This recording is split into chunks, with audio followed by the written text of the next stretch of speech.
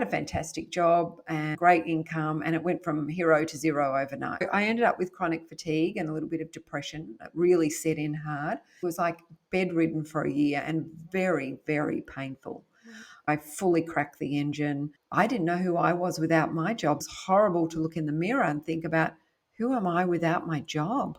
I need a life plan. I need to start creating a map for myself on how to move forward to support my happiness, to support my confidence. Because if we don't know who we are, we don't have much confidence. It's all a game to play with yourself, really. Because at the end of the day, we can't be happy if we're not confident. Hi, I'm Nicole Sharon. Welcome back to Connectedly. On today's episode, we are chatting with Shannah Kennedy. If you're looking for ways to overcome mum guilt, or you need a little refresher on how to increase your happiness to get off that mouse wheel to start choosing a better life, then it's time to listen in. Before we do, if you have a new business or a business idea that aims to better this world or the people in it, then I would love to invite you to our new Spiritual Entrepreneurs group. We are coming together to expand our business reach, our business concepts, and the impact of the light in this world. Just search for Spiritual Entrepreneurs Lighthouse in Facebook, or you can find the link below. So Shannah has forged an enviable career as an author and life strategist, and she's coached elite athletes, CEOs, entrepreneurs, and high performers who want to avoid burnout.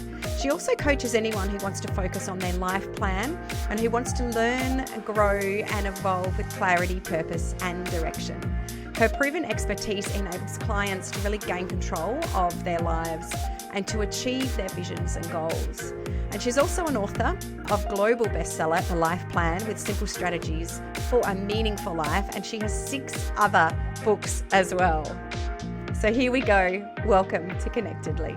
Hi, Shannah, how are you? I'm awesome. How are you? Oh, it's so great to have you here. And I have to say that I haven't met you in person before. This is actually our very first conversation together. So it's so nice to meet you officially. One of the things I love about your work is that resonates with me is it's quite natural. You speak to me in a way that I can understand easily, and it's very human, and I love that. So thank you. My pleasure. There's something to be said for authenticity, I know, and you've just got to do you. And a lot of people try too hard, I think, and they try to be someone that they're not, or, I'm not very funny, I'm not very loud, but it's just been a real challenge over the last 20 years of being a coach, is just staying in my own lane and me just doing me. And it's great that it comes across that way. I'm really thrilled that you think that. It certainly does. And I think for a lot of us women, it is hard, and for men. I often hear that a lot of the women are struggling with comparing themselves to other women. It's this Yeah. comparisonitis that is like this virus, So maybe we'll start there. What's your advice to people that are constantly comparing themselves? Well, there's a great saying to always remember, which is comparisonitis is the thief of all joy. So if you want to rip out the joy from under your feet, just look sideways, So it's a big lesson to learn. And just that one sentence, comparisonitis is the thief of all joy, that's actually up on my mirror. And it really helps me just stay on track, because it's so easy to compare with social media and TikTok, and people are funnier and dance better. And, I'm on stage a lot, so there's people louder and, wearing really flash clothes or whatever it might be. So for me, it's really important to keep that one sentence top of mind at all times. And in the beginning, when I first became a coach 20 years ago, I think I was one of the first coaches in Melbourne that was qualified. There were no coaches around. And now, 20 years later, there's hundreds and hundreds around. So I didn't really have to compare because I was always the one in front. I was the thought leader, the first one to write the book, the first one to go on national speaking tours and talk about life skills and all of these things. But really, probably in the last 8-9 years, the landscape. Wow. So the influx of coaches came on board. So how did that impact you then? Obviously, you've got the skills to know how to manage your own comparisonitis. What are those skills? Give us some tricks here. Yeah, well, I think it's about, I also get myself a coach, which I think is really important because, we get trapped in the stories of our mind And when we change our story, we can change our life. So sometimes, even as a coach, you can't coach yourself. That's a number one rule is, we can put in a lot of the habits and the practices, but at the end of the day, we're human beings. And I often get myself a coach, for a couple of months just to fine tune my thoughts, set my brain, stay really focused and on track with who I want to be as a coach, as a mum, as a wife, as a daughter, as a friend. And really, when I have that clarity and it's all written in front of me on my vision board or, up on the mirror, it's very easy then to stay on track. Yeah, and I love that the idea that, well, really, just because you're an expert doesn't mean that you stop learning. You don't stop, Mm. you know, getting your Evolving. own I mean, coaching. Tony Robbins has a coach, so why can't I have a coach? I mean, he has a coach, and I'm like, God, that's fantastic, because I feel like it just gives permission to anyone in the world to have a coach, because we need to keep learning and evolving. We also need someone to come in who is not emotionally connected to us, to shine the light on us and say, why are you doing that? Is that really working for you? Does that serve you? Does that thought serve you? That way of working serve you? And really challenge you, because we've made up some story about why it does. Mm. So, yeah, I find it very helpful. So in other words, don't get your partner to be your coach. Absolutely not. No, they have to be emotionally unattached to you, because your partner will tell you what he needs you to hear for himself. Your friends will tell you what you want to hear. Your family might tell you just their own opinion, but at the end of the day, you need someone holding up the mirror. Mm. So let's step backwards then. Tell us a little bit about what it is you do. Yeah, so coaching came to me from burnout. So, I was in corporate sport. I loved my job. I actually married my job. I had no self care, I had no boundaries. I was in my 20s. I loved working 7 days a week. If you ever sat down, it meant that I was lazy. I had these great narratives in there about, work harder, climb the ladder, and it all ended in burnout. I had a fantastic job and great income, and it went from hero to zero overnight, basically. So I ended up with chronic fatigue and a little bit of depression. It really set in hard. The chronic fatigue was like bedridden for a year and very, very painful. So that was like I fully cracked the engine, did some really great damage in there with my adrenals and my nerve endings being fried. And in that time, I was thinking about athletes, about their journey, about how they retire, and all of a sudden they don't know who they are. And I didn't know who I was without my job either. And it was a real eye opener. And it was horrible to look in the mirror and think about, who am I without my job? And I'd watched them do it for so long that I decided to study coaching. Not only did I get myself a coach to help me manage chronic fatigue, because I'd been around athletes for so long, having a coach was pretty normal, that I actually thought about, athletes need a life plan. They've got their sporting plan, but they've got no life plan. And for a lot of us, we've got a career plan, but no life plan. So we need to put ourselves first. This is my life, and the job will come in and out, whatever it is. But people need a life plan. So I studied coaching and started to coach athletes into retirement, and the business exploded. It turned it corporate. I had stay-at-home mums, I had dads, I had CEOs, I had celebrities, I had Olympians, I had everybody. But they all wanted the same thing. Who am I without my job? I need a life plan. I need to start creating a map for myself on how to move forward, to support my happiness, to support my confidence. Because if we don't know who we are, we don't have much confidence. It's all a shop front.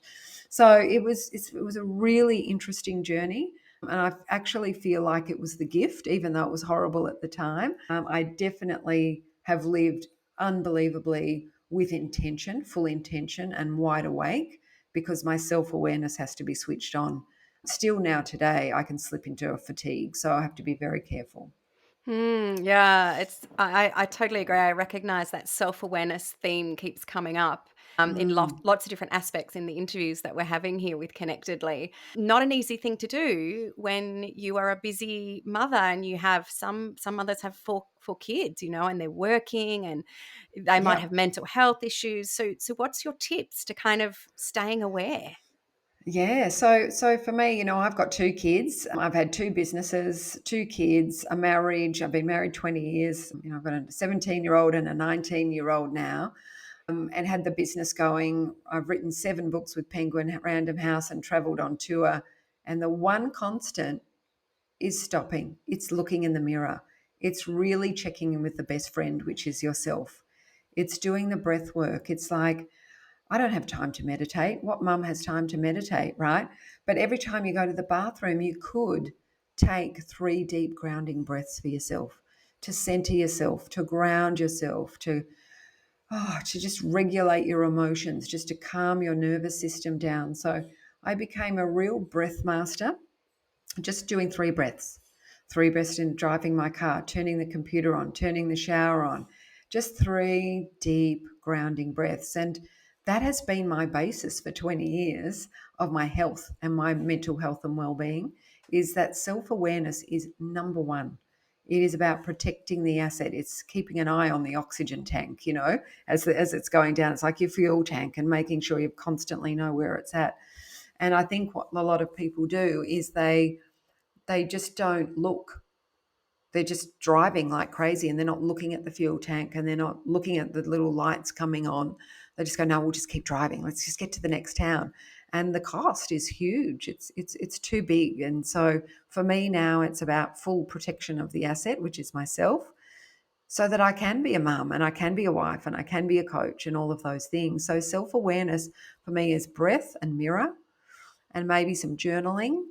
But if we're not really stopping and looking in the mirror and washing our hands really slowly and calming everything down, we don't have great perception or perspective, and we can't really handle anxiety or overwhelm very well.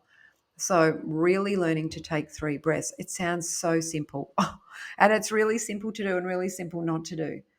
But as you know, we all buy this beautiful soap, these beautiful essential oil hand washes, and nobody smells them. So just take the time. It's called fulfillment in life, and creating some depth and richness along the way. Yeah, and thank you, because I actually just did 3 breaths while you were talking, connecting to myself. So Mm. thank you. That Mhm. it is so enriching and it is so simple. And I think sometimes we do overcomplicate it, don't we? And it's free. It's free, right? So 3 breaths, really slow diaphragmatic breaths for all the listeners out there. Just take 3 deep breaths. You actually change your entire body state.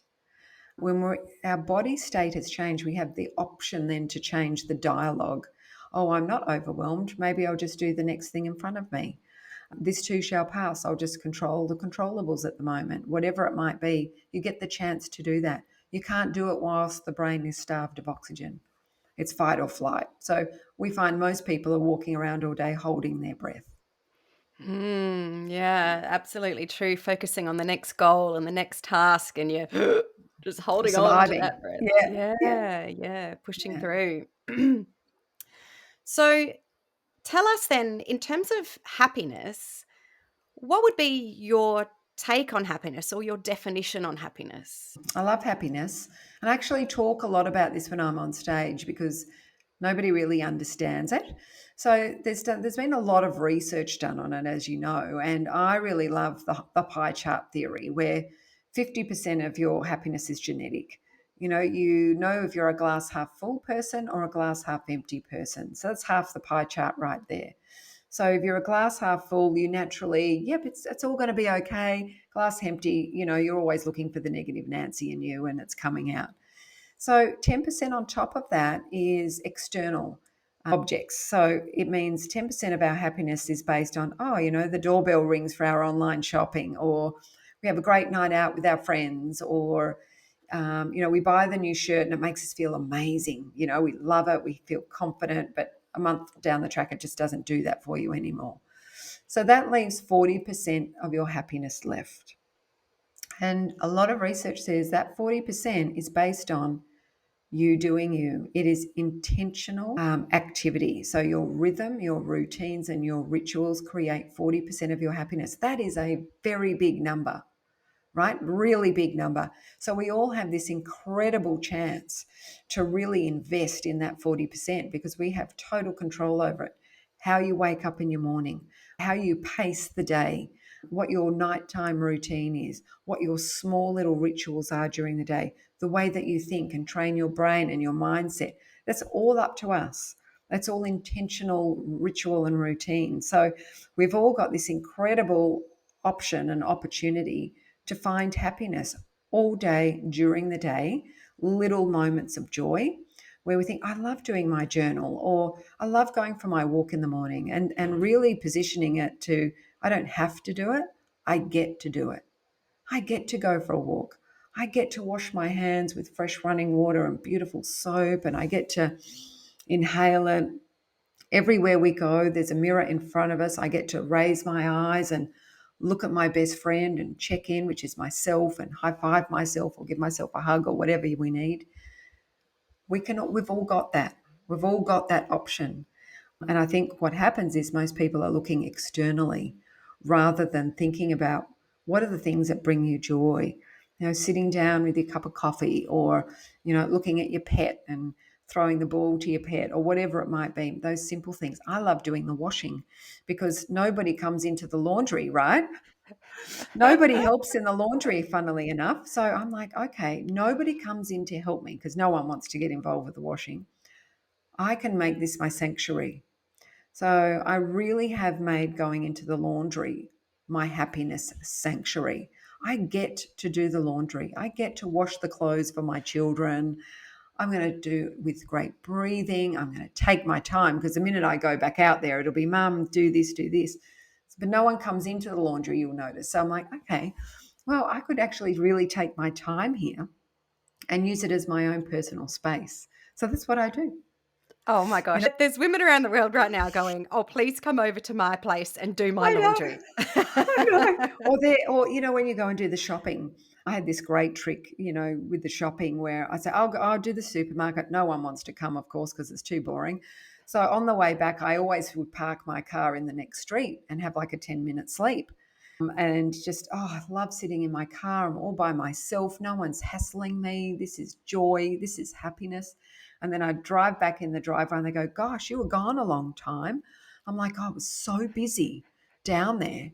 But internally, it's like a gamification, isn't it? It's like all the little wins that I can rack up for myself during the day so I don't have resentment.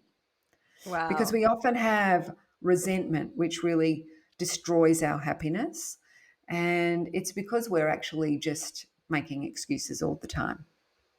So we've I, got all I, these amazing habits that we're doing all day that we can create into our happiness ritual. I love that gamification of our day. I've never thought of Mm, it that way. That's mm. fantastic, and really flipping the script on how you see things. I mean, even the laundry for me is quite mind blowing because I think, like many women across the world, we would go, "Oh, I'm stuck doing the Oh, laundry." That yeah. you're I was finding. one of those. Yeah, I think that's beautiful. There was a part of me when you said that went, "Ooh, okay, I can actually see joy Mm. in that." Yeah. And even things like I get to unstack the dishwasher. How lucky are we that, well, number one, we have one. Number two, I actually have children that I get to feed. And maybe I should just change my whole mental approach because I'm going to be much happier if I do that and less on the grind and just feeling exhausted and telling myself how burnt out I am. It really has changed my physiology, my hormone level by just retraining my brain. And I did not do that easily. I had to have stickers up everywhere.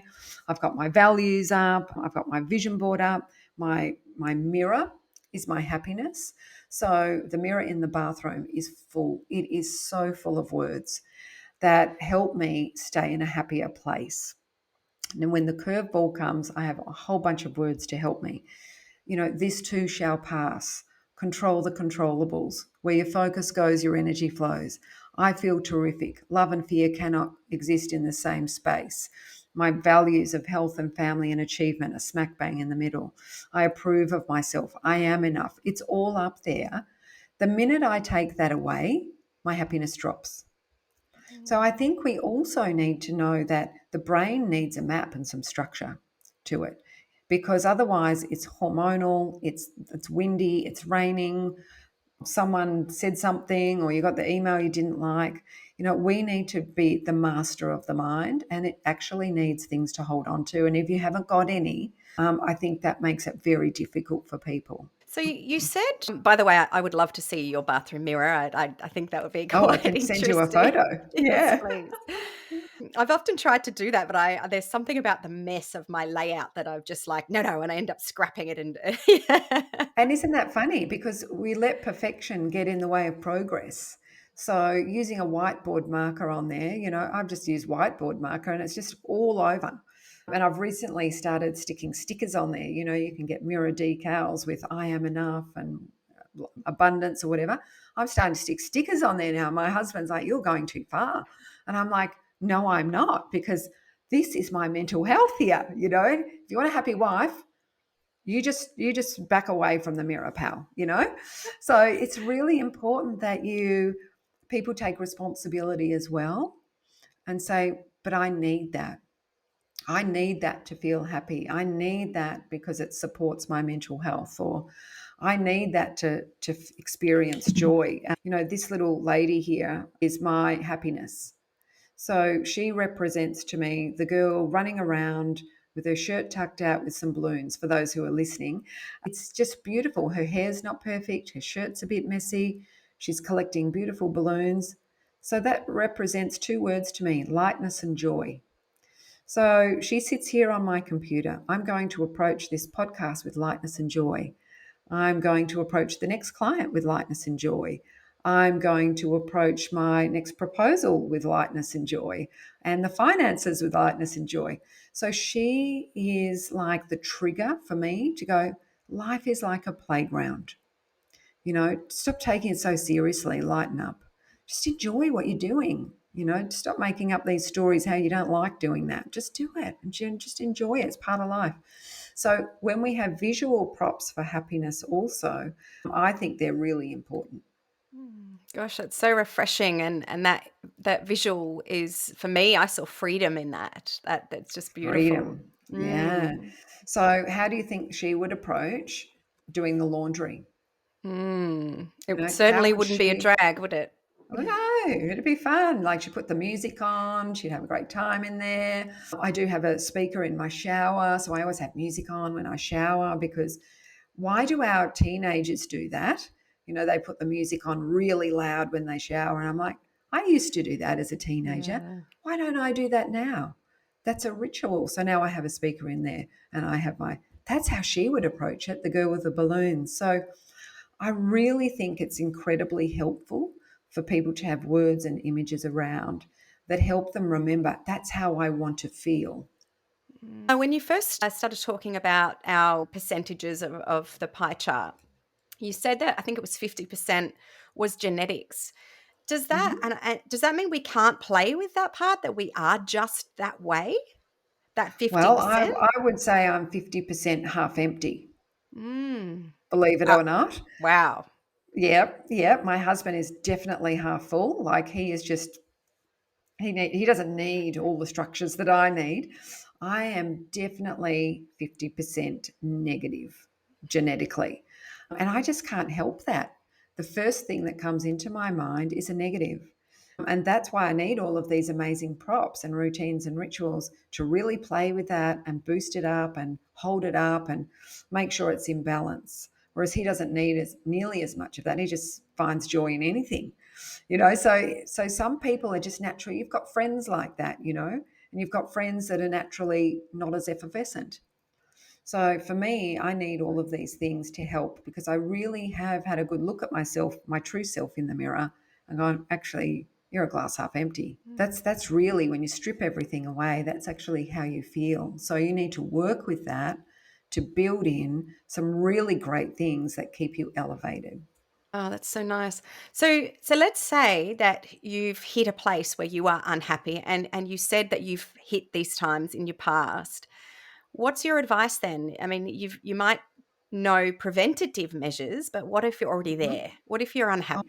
I think it's really important to very much honor it, and acknowledge it and own it and sit in the stench of it and feel it. And don't try and sweep it under the carpet. So when we try to sweep our emotions under the carpet, you know what? They keep coming back, and they keep coming back to haunt you. So I am very much one of, and teaching with my clients, that when we're miserable or unhappy or jealous or angry or afraid or whatever it might be, depressed, grieving, I just lost my mum, so I'm grieving, is I just sit in my chair and I allow myself to fully feel the emotion.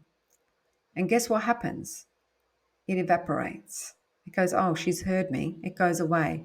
When we keep sweeping it away, it keeps knocking on the door going, you didn't recognize me before. And when it goes away, you sit there and go, okay, what are my choices now moving forward? What could I do for myself if I'm not happy? What can I stop doing that is not working for me anymore? And what do I need to start doing that may push me in the better direction? Yes, that's again seems like such a simple thing to do, but I think when you break it down to just one thing, it makes it quite easy to action, I guess, at the end of the day. Does, because Yeah. we I think we make up too many stories, right? That keep us in this position because we don't want to sit in it. When you sit in it and you're facing it and you're feeling it, you go, okay, I don't want to stay here anymore. So what do I need to stop doing in my life that is not working? And what can I start doing that's fresh, that'll help me move and take some action to get out of this funk that I'm in, or grieving that I'm in, or we know that grief could last for 10 years. So how can I honor that? So I just, when I get the wave of it, I just sit in it. I sit in it. I don't even try. And then it goes. It passes. So I really think that when people are unhappy, it's about sitting down very quietly and saying, what do I need to stop doing here? And what can I start doing that's going to serve me better? One of the things that we talk about a lot with Connectedly is connection and its relationship to happiness. And I'd love to know, what's your take on connection? What does that mean to you? Because it's a word that means lots of different things to different people. So I'd love to hear your take on connection. Yeah, it's interesting, isn't it? Because everyone has a different concept of it. But I feel like it's a pretty holistic. You don't need to have 500 friends. If you've got a couple of really nice friends, that means to me the world. I'm feeling really connected to my home, to the universe, to nature. I go down to the beach every day, every morning at 6 a.m. So finding out what that means for you personally, I think is really important, and trying to define it into words. I'm an introvert. My husband is an extrovert. So I'm often saying to him, can you please not invite people over? Like I just need some space. I'm working with people all week. I need to debrief myself. So I think, and raising the kids and running the kids around and all of that kind of stuff. So really understanding what it means to you. And sometimes connection means connection to self, is really being aware of what do I need right now. And it might not be more people, more friends, more going out, more social. Sometimes connection is just a beautiful phone call, or feeling connected to some really great music or something like that. So it's very holistic, I would say, what my view of connection. Which is probably a good segue. We have a women's happiness club that we have on. It's like a Facebook group where a lot of us just kind of talk and share. And one of the questions that they wanted me to pass on to ask you was from a mother who wants to know how to tackle mum guilt. Mum So, guilt. yes, I these love things. this. Yeah, all the things you're Yes. saying to implement. But, Yeah. this particular woman is just feeling like the guilt's too huge. She doesn't have the time to invest in herself because Yeah. everyone needs her. Yeah. So there's a few things there. So who thinks that the martyr is the role model? So when we think of our role models, like strong women who, are fit and confident and calm and grounded and happy, or whatever your role model status might be, what are they doing for themselves? Like when we put the oxygen tank mask on and help everybody all the time, but forget to fill up the tank, we're actually giving, but we're not giving wholeheartedly. It's with a bit of resentment on the side, or you become the victim or you become the martyr, and that's not appealing to anybody. So you have to think about, would your kids love you to be happy, confident, strong? I've just come back from Japan, where I walked with 10 women, and we do forest bathing and I coach them while we walk. And a Wow. couple of them, it was the first time they'd left their children. Their children are like 5 and 6. And they were just paralyzed in the beginning with mum guilt. And as we walked and we talked through it, it was like, but you're being a role model for your children. That women, that mums, can have these incredible experiences. They're investing in their health, in their education, in their connection with other women. That actually starts to become really appealing for your kids. And as my kids now are 17 and 19, they often say to me, Mum, oh, Mum, you did so much. You traveled, you spoke on stage, you went to a health retreat every year, and you walked on the Camino with your clients. And they actually are really proud that we had a sense of achievement, or I really looked after myself, or I've been the role model by exercising every morning. They actually don't see it as, you've got to remember what the kids are seeing. So mum guilt is something that we've completely created for ourselves, which does not work for us and brings the fuel tank down. It actually is very depleting. So if you think, I'm very obsessed with self is first. If my tank is full, and if I'm happy, and if I'm confident, and if I'm pumped and I'm excited about life, I want to bring that to my kids. That's how I want to show up for them.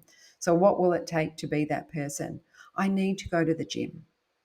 I need to go and have time with my friends and walk with my friends. I need to go and have a massage, whatever it might be. Really think about what is a tank filler, because if a man goes and plays golf for 5 hours, they don't think twice, right? Imagine if we took 5 hours off to have a massage, a facial, and took ourselves off for lunch, how guilty we would feel. Same amount of time. For them, it's just, I went and played golf. For us, it's, oh, but that means, and so all these stories come up. It's about squashing the stories and lightening up a little bit. The kids won't even remember that you went out for a day or went to the city for a night with your friends or whatever. They won't even remember, but they will Mm. remember how you showed up for them. My mother was actually a martyr, and she did nothing for herself. And I actually said to her, I just never want to be like that, Mum. And she said, I hope you're never like that, because really it comes with a lot of baggage. Mm. So be free, be the role model. Get out there and move and look after your body and your health and your well-being and your happiness, because that's what your kids want to see. Mm. And Yeah. then, the washing might not be perfect, and that's fine. And it is so freeing what you're saying, and I can hear some of the ladies and myself potentially with another excuse that often comes up, which is, but I don't have time.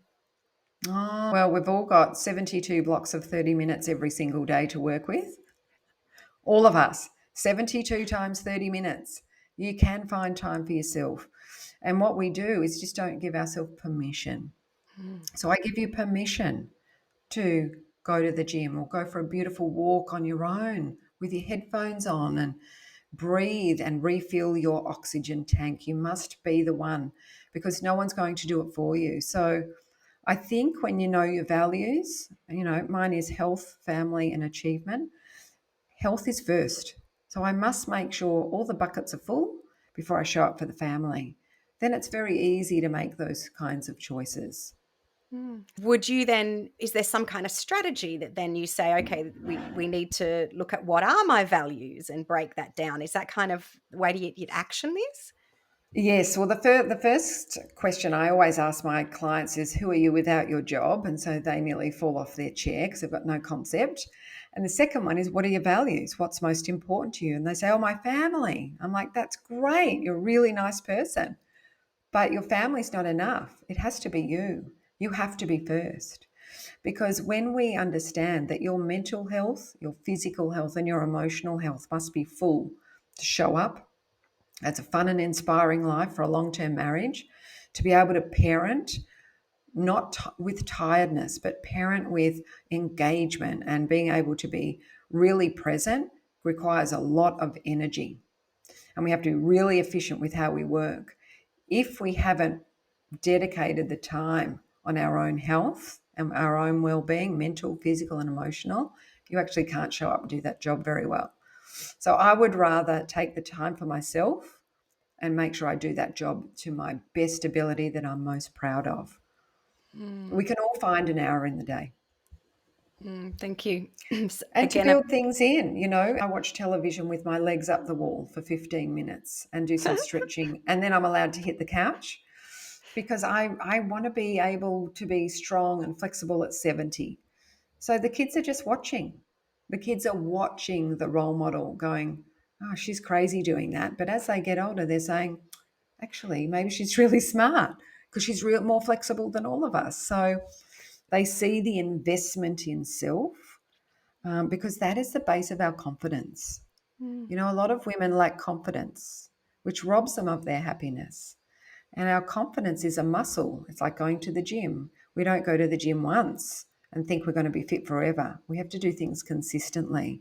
So, what is everyone doing consistently that fills up their tank? And they can be really small things, like washing your hands and taking 3 breaths, where you go, this is the game I play with myself to stay connected, to take a breath, to get rid of resentment. I'm going to change my mindset.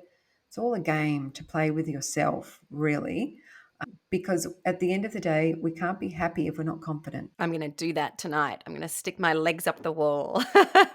So, I'd love to know, what is your passion at the moment? What is there? What is it that you're doing? Is there a project or a book or a course, or is there just something else that's not work related that's your passion? I'm really passionate about women elevating other women at the moment.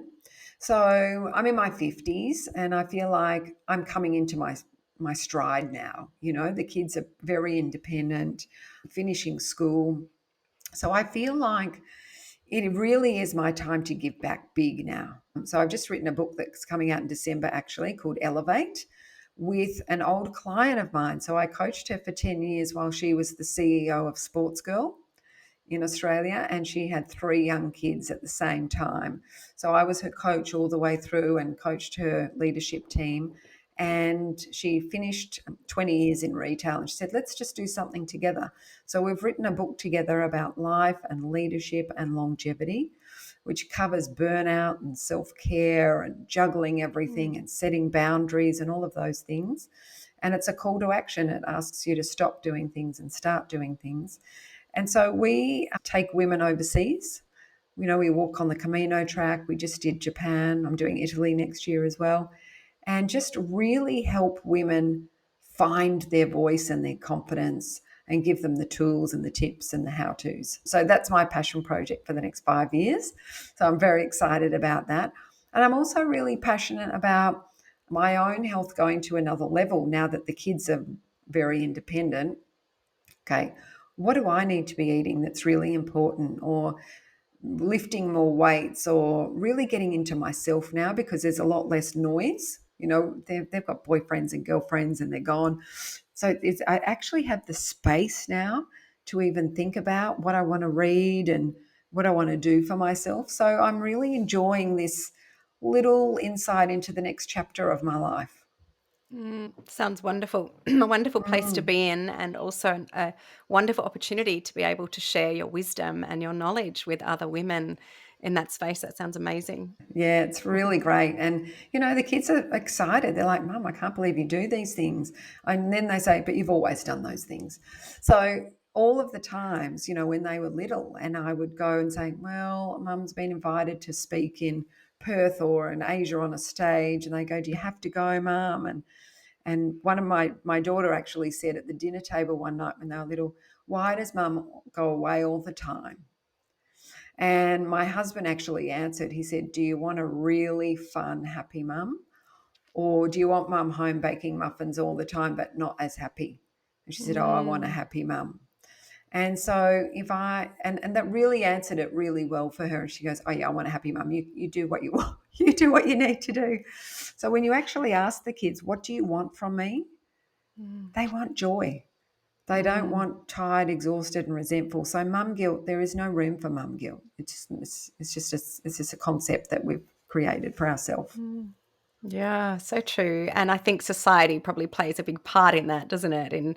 In making women feel like they have to be these perfect, you know, Yeah. 1950s, aprons cooking Yeah. cupcakes and, And it depends on your cultural background and also depends on the generational background, you know. So for my mum, it was she wasn't allowed to go to work. So she was a perfect housewife. Well, I don't even iron clothes. I'm terrible, but I'm really happy. So, you know, it's really learning to break the mold as well, I think.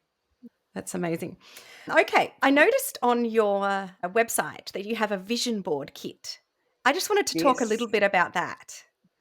Yeah, vision boards are about it comes from my athlete background, working with athletes, how they always had up on the wall where they were training, you know, the Olympic rings and, you know, words. You can see it when you go into gyms. There are words on the wall to say, you know, go hard or go home or whatever it might be. So I sort of grew up with it, and then I started doing vision boards in my mid-20s about that's the car I want, you know, that's the holiday I want, and this is the words that work for me. So I've always sort of been around it and played with it. And then when we were in lockdown, I thought people are really stuck. And they need some fresh words. They need fresh ideas. So I put these kits together. They're at Kmart, Big W, and Target, and they sold like 100,000. That was just huge because it's Wow. really hard. To your point about the mirror, it's very hard for people to start a vision board because they don't know where to start. And the pictures don't all look all nice when they're put together, when you've cut them out from all different magazines. So people get a bit, oh, like, I've got to hide it because it doesn't look good. So I said, how do we make them look good where it all matches and the colors all match? So the words and the pictures and the colors are all in the same palette. So that's what I did. And people just went bananas. They're like, oh, now it looks nice. I can put it on the wall and I can add my flavor. But it was really to help clients and to create for myself personally big vision boards, because I find that, you know, I've got one here as a screensaver. I've got one up there on the wall. I look at it and it appeals to me. It's like, why is that girl running? Because she wants to be fit. She wants confidence. Okay, I better go out for a walk. So they act as prompters. You know, when we have, I'm abundant, I'm living my passion, or where my focus goes, my energy flows. When I see those words all the time, it actually keeps prompting my brain. So it actually helps you to appeal to your bigger, better self, your role model, which is your 10-year older self. So if you think about how old you'll be in 10 years' time, you know, I'll be mid 60s.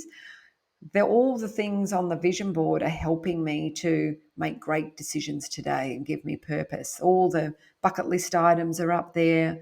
The great words are up there. I give myself permission to pause is up there. Permission. Mm, In the bathroom, you know, there's a little take 3 breaths. There's a little note there. mm. Like they're all props. So the vision board is bringing to life and bringing emotion into your goals and to your vision for yourself. And the brain needs a map. I cannot stress it enough for mums that the brain needs a map. It needs to hold up. In 10 years' time, your children will be a very different age, and so will you, and so will your parents. So the landscape is going to change drastically. So, what will you regret not doing today for that 10-year-older self? And look, you're a, testimony for your prompts because you look so happy and you seem to Yeah. be doing everything that you're saying. So I think that that's amazing. It might be something that I'm It's going to that have to try authenticity myself. piece. It's that authenticity piece, isn't it? But when we have those, you know, words around us, I've got sticky notes all around me here. I've even got my values here, which have been here for 20 years on a sticky note as my KPI, health, family, achievement, because the minute I take away, I might forget. And I might Mm. get caught on the that treadmill of life where we just feel overworked and overwhelmed and overscheduled and triple O's coming. So when we have the props, we really do feel supported and we can keep on top of, you know, those little curveballs that keep getting thrown at us. Yes, and getting stuck on that mouse wheel is Oh, often yeah, I it's don't almost wanna do like, that. yeah, it's almost like the automatic pilot, isn't it? Where you just Oh, yes. Yes, no, I don't do any of that anymore. mm, But I really had to make a conscious decision that I don't like feeling like that, and then build in onto the mirror, what are the words that help you feel like you're pacing life? You know, we need to embrace the pace. We don't need to run flat out and end exhausted every night. How can I pace my day? Oh, well, we go to the toilet 6 times a day. I could take 3 breaths. That's 18 breaths a day. Oh, wow, that's indulgent. 18 breaths a day, right? So all of a sudden it was like, this is a great game. I'm going to play with myself. 3 breaths, 6 times a day. Every time I wash my hands, smell the beautiful soap. Nobody knows I'm doing it. Nobody. No one in the family knows. It's fantastic, but I'm coming out, I'm very confident and calm. it's your secret It's my secret. that we Exactly. all now Mums, know. they're good secrets for mums to have, aren't they? I'm going to finish with like a quick fire round where I'll ask you 4 or 5 quick questions. But is there anything before we get into that that you'd like to share as a final thought? I think for people to really understand the happiness wheel, about it isn't about anything external. Most of it is about internal, how we think, what we give ourselves permission to do, and really what our habits are. And if we've got habits that are not working for us, the way that you eat, or the way that you go to bed, or the way that you wake up, or scroll in bed, or all of the habits that do not work for you, you've got the option for the rest of your life to ask yourself that question every day of, which one do I want to drop and what am I going to replace it with? Because 80% of our day is habits. So really, when you just stop and think about, what habit do you want to change and tweak, just small changes are far greater than making big sweeping changes that don't last. Just make very small changes as your body changes, as your kids' age change, and as your landscape of life changes. You just constantly tweaking. And I'm still tweaking. It's fantastic. Thank you for making it seem so simple. Okay, so we'll do the quick fire round. Tell us your favorite Yep. book. Oh, You Can Heal Your Life by Louise Hay. Beautiful. And can I add another one? You can. For all the mums out there, Love Yourself Like Your Life Depends Upon It by Kamal Ravikant. It is brilliant, brilliant. Thank you. What are you trying to unlearn? Ooh, I'm trying to unlearn. I think it would be my thoughts around how I'm not very good with technology. Like, I really want to unlearn that story, because it really doesn't support me at all, because it just means I palm everything off to my husband and the kids. I really need to start learning about technology. Yeah. Best advice about happiness that you've ever been given? You've only got this moment right now. Just Mm. now. We yesterday's gone. Finished. Tomorrow hasn't even started. You've only got now. So, really mastering mindfulness and presence is probably the greatest advice I've ever been given around feeling happy. Because I can be anywhere, in the hospital with my mum, and think, we've still got running water, we've still got electricity, and finding the gratitude, and sitting here now talking to you, it's happy. It's like, what an opportunity. And how awesome are you for even doing this and interviewing people, because you don't know. Someone might be walking and listening to this, and it might change their life. And you have that ripple effect and you don't even know. So, how beautiful are you? And what a joy it is. So, we really need to celebrate. I love that. Thank you. You've got such a beautiful look on the world. It's so refreshing. Mm. If you could wave a fairy wand, what would you change about the world? Oh, so there need to be a lot more kindness. Yeah, kindness. I mean, really, that poor barista, just be kind and ask them how they are. And the person at the supermarket, like, we're all in such a hurry. Just maybe go, how are you? Just spread, if everyone could just spread a little bit more kindness. I think we can't change some of the big things in the world, but we can change what we do every day, the daily action.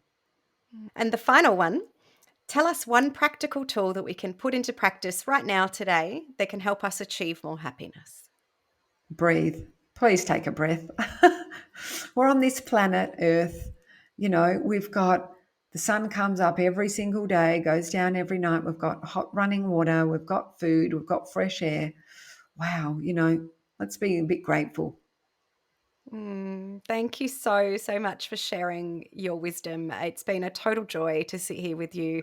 I could have kept chatting to you for hours. It's so beautiful. And you have this, as I said, refreshing outlook on life. As much as you say, you tell us that you're an introvert and that you have a genetic kind of glass half empty. I don't see that. It does not what you exude. So Oh, that's thank good. you. Yeah, thank you so Fantastic. much for sharing with us. Oh, it's And my pleasure. And, women and men, we're all incredible humans. I think women give themselves a hard time compared to men. And I think we need to give ourselves permission to pause, to refuel, and to know that we are enough. And really just to savor the day that you have on the planet. And, you might be 5 minutes late for the meeting or 5 minutes late for school pickup, or maybe the dinner didn't work out. So it doesn't matter. It doesn't matter. Just take a breath, just enjoy. Just be hear, the girl hear. with the balloons. Yeah. Be the girl with the balloons. I love it. Yeah. Thank you so much. My pleasure. Wow, isn't Shannah just amazing? Who's going to go put their feet up on the walls tonight? I know I am. So here's the takeaways. Invest in your happiness with intentional living. 50% of happiness is genetic. You are either half full or half empty. And 10% of our happiness is external objects and pleasures, while 40% is your rhythm, your routines, and your rituals. So if you invest in that 40% with intentional living, focusing on what you love, you begin to have control over your happiness. Breathing 3 times. Take your brain from stressed out flight back to calmness with 3 deep breaths, deep in to the belly. And every time you go to the bathroom, every time you check your phone or you send an email or you're in the car or you're doing the dishes, do 3 breaths.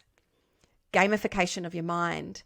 Create amazing habits throughout your day to create happiness. Finding opportunity to flip the script on the usual narrative, e.g., unstacking the dishwasher or using your mind to find joy in that rather than seeing the negative. So doing the laundry, enjoy the peace in that moment. Find the good in everything. Mum guilt is just a story we tell ourselves. So mum guilt is something that we've made up. Instead of choosing guilt, focus on how you show up for your kids. How do they see you? Are you healthy? Are you happy? Are you calm? Are you centered? Focus on how your kids see you as maybe a confident, calm, happy woman who knows how to look after her own health by going to the gym and eating well and taking time with her friends. Prompters. Use prompters around the house to remind your mind to think positively toward healthier affirmations and goals. It's almost like a map for your brain so it knows where to go. Lead it toward joy and more positive thinking instead of letting it go where it wants. Thank you so much for being here with me and for listening in and for sharing this journey towards happiness. If you've got a question, please send me a message. You can do that on the links in the show notes. I'd love to hear from you. Who do you want to hear from? Is there a question or a problem that you want to ask? Let's talk about it.